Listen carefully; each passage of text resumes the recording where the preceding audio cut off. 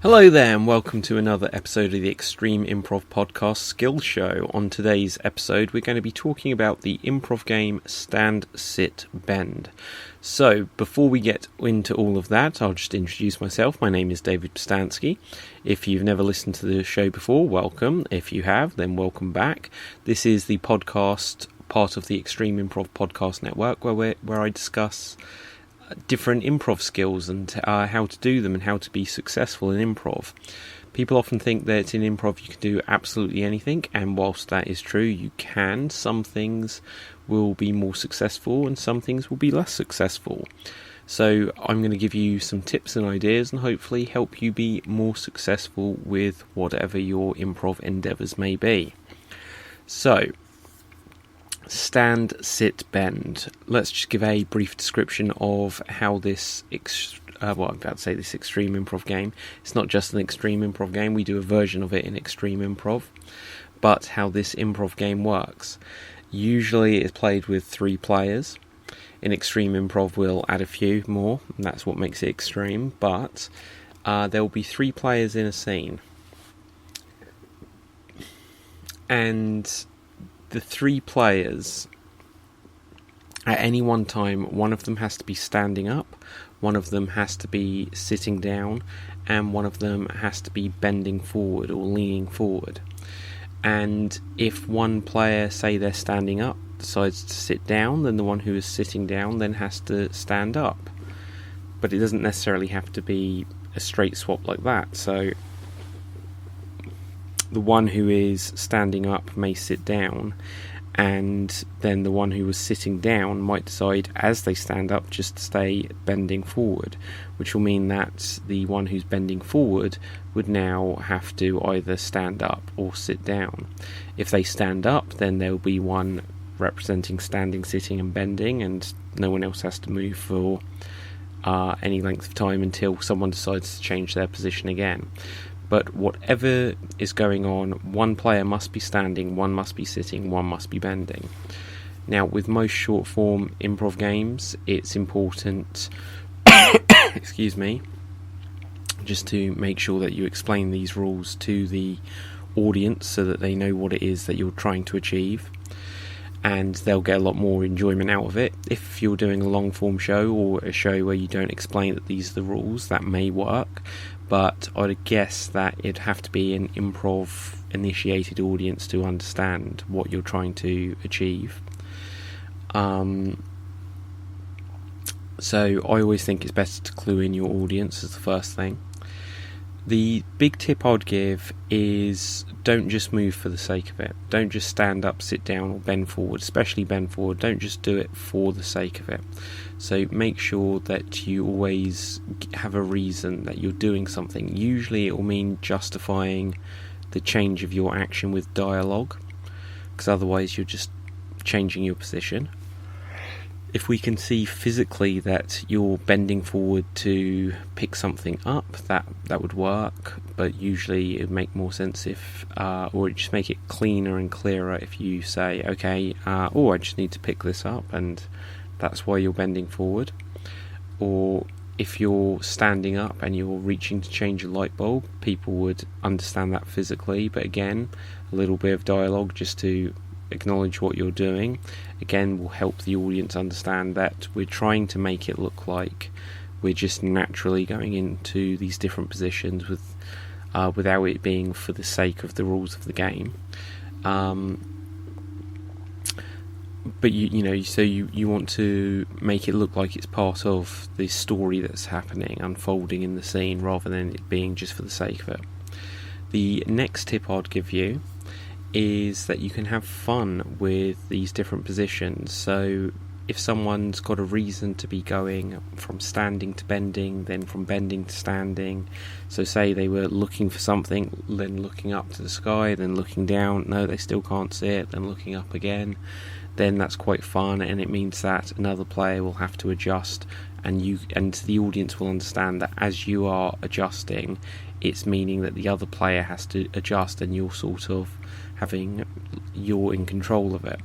Then it might be very quickly that you take turns or you're working together just to swap from one position to another over and over again. The next tip I would give you is that as you are playing the game, as I often say, make sure you don't all speak at once, because if you're too focused on what you're doing, then you probably will find that it becomes a wall of noise, which is something you don't want to do. So always still listen to each other and have physical awareness, more so with this scene than perhaps any of the others I've spoken about on this show today thus far. You have to have physical awareness, so listen with your eyes, if that makes sense. Watch what your scene partners are doing, but just use your peripheral vision and have that awareness of what they are doing, so that if they change, then you don't miss that they've changed their position, and you can respond and react to it. Because there is nothing worse for me if I'm emceeing a show or if I'm watching a show, and so this would go for the audience as well. If it's been announced that these 3 performers are going to adjust their positions, when one of them moves, the other has to adjust to compensate, and then they don't do it. And if they don't do it, then it's just like, well, they're not very good at this game. And likewise, if you just don't adjust your positions very often, it's not going to seem like you're actually playing the rules. It will seem too easy, and it might be a nice scene, but not much will happen. So you don't want it to be constant that stuff's happening and it's going too fast, but you want to have regular changes. And the next tip I'll give, this is going to be a short episode because I'm rattling through these. I'm recording this quite late actually, but that's probably why I sound tired and a bit yawny, so I'm sorry about that. But the next tip I will give is you can use levels. And what do I mean by that? Is that usually you'll have a chair on the stage to play this game. And if you do have a chair on the stage, then that will be the main thing that you use to sit on, but you could also, if there's someone sat on a chair, you could have another character sit on the edge of the stage or sit on the ground, and that will mean that the person on the chair has to stand up, and it means that they cannot use that chair to sit down until the person on the floor stands up. Likewise, if someone's not on the chair, someone could stand on the chair again, like they're going to change a light bulb or something, and then you've got someone stood on the chair, and it will force someone else probably to have to sit on the ground, or to sit on the person's feet who are standing on the chair. So there's lots and lots of different ways you can have fun with this. You can easily lean on the chair if you're the bending over person. You can bend over and like lean on someone's shoulder or what have you. Other variations of this may most commonly replace bending forward with laying down. Often with this version you'll have a table involved, just so it's easy to lay onto the table or that surface, or you're laying on the ground. And the version we do in Extreme Improv, and this is how we spice it up to make it a bit more of an extreme game, is we call it Stand, Sit, Bend, Rumble. And the way that works is it's a little bit like a battle royale, Royal Rumble from professional wrestling, where every minute or two we add in another player who has another physical characteristic that they bring into the scene.